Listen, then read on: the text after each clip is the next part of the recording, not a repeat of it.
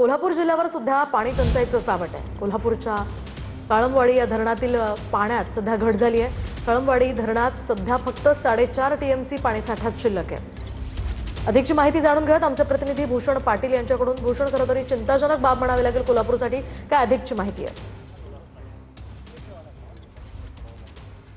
नक्कीच, खरं तर पाणीदार जिल्हा अशी कोल्हापूर जिल्ह्याची ओळख आहे। मात्र यावर्षी याच जिल्ह्यावर पाणी कपातीचं संकट आहे ते घोंघावताना बघायला मिळतंय। मी आता आहे काळमवाडी धरणामध्ये आणि इथली दृश्य आपण बघू शकतो की किती मोठ्या प्रमाणावर हे पाणी कमी झालेलं आहे। या धरणामध्ये सध्या 4.5 टीएमसी इतकाच पाणीसाठा शिल्लक आहे। 4.5 टीएमसी पाणीसाठा जरी असला तरी यातला 3.5 टीएमसी पाणीसाठाच आता पुढच्या काळामध्ये वापरता येणार आहे आणि ऑगस्टपर्यंत हा सगळा 3.5 टीएमसी पाणीसाठा वापरावा लागणार आहे जलसंपदा विभागाला। कारण याच काळमवाडी धरणावर राधानगरी असेल, कागल, करवीर अशी गावातील अनेक शेती आहेत ते अवलंबून आहे। त्याचबरोबर कोल्हापूर शहराला देखील याच धरणामधून मोठ्या प्रमाणावर पाणी पुरवठा आहे तो होत असतो आणि त्यामुळे या धरणातील पाण्यामध्ये मोठ्या प्रमाणावर घट झालेली आहे आणि येत्या काळामध्ये पाणी कपातीचं एक मोठं संकट कोल्हापूरवर आहे असं म्हणावं लागेल। अशाच पद्धतीने नक्कीच भूषण, त्यामुळे कोल्हापूरकरांना आता पाणी जपून वापरावं लागणार आहे। धन्यवाद तुम्ही दिलेल्या सविस्तर माहितीसाठी।